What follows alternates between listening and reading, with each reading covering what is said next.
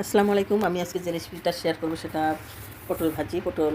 এটা অন্যরকম ভাজি। পটল আর আলু একসাথে বড়, বড় করে ডুম করে ফালি দিয়ে কেটে আ এটার টেস্ট একটু অন্যরকম। আপনারা ট্রাই করে দেখতে পারেন। পটলগুলিকে আমি ভাজার জন্য যাতে শক্ত, শক্ত থাকে এইজন্য পটলগুলিকে একদিকে একটু ছিললাম আর একদিকে ছিললাম না এভাবে রেখে পটলগুলি তেরচা, তেরচা করে কেটে নিতে হবে। আমি অন্য চুলায় রান্না করব কাতল মাছ। কাতল মাছটা বেশ বড় ছিল প্রায় 5 কেজি ওজনের এবং এখন সেজন্য আমি পটল ভাজার জন্য এতে দিয়ে দিচ্ছি কড়াইয়ে পরিমাণ মতো তেল।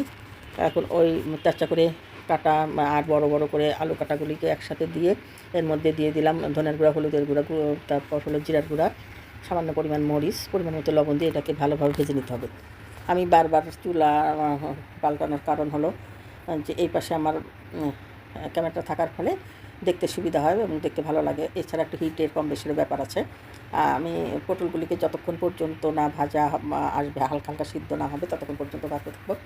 এখন আমি কাতল মাছের জন্য দিয়েছি বেশি পরিমাণ পেঁয়াজ কুচি দিয়ে এটা আধা ভাজা হয়ে যাওয়ার পর ওর মধ্যে দিলাম ধনিয়ার গুঁড়া, জিরার গুঁড়া, মরিচের গুঁড়া, অল্প পরিমাণে পরিমাণ মতো লবণ দিয়ে একটু পানি দিয়ে ভালোভাবে জাল করে নিতে হবে। এখন এই যে পটল আর আলুর মিশ্রণটা যখন এরকম হয়ে গেছে ভাজাটা, তখন আমি একে চুলা থেকে তুলে নিচ্ছি। এর মধ্যে দিয়ে দেবো পেঁয়াজ কুচি আর মরিচ। অনেকে পোস্ত বাটা দেয়, আমি আবার সেটা পছন্দ করি না। এইভাবে খেয়ে দেখবেন বেশ মজা লাগে।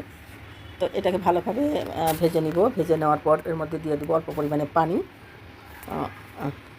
দিয়ে দিয়ে এটাকে ভালোভাবে ফুটিয়ে নেব। আর তার মধ্যে দিয়ে দেবো ধনিয়ার গুঁড়া, পরিমাণ মতো জিরার গুঁড়া, হলুদের গুঁড়া আর সামান্য মরিচের গুঁড়া দিলে দিতে পারেন, না দিলে নাই।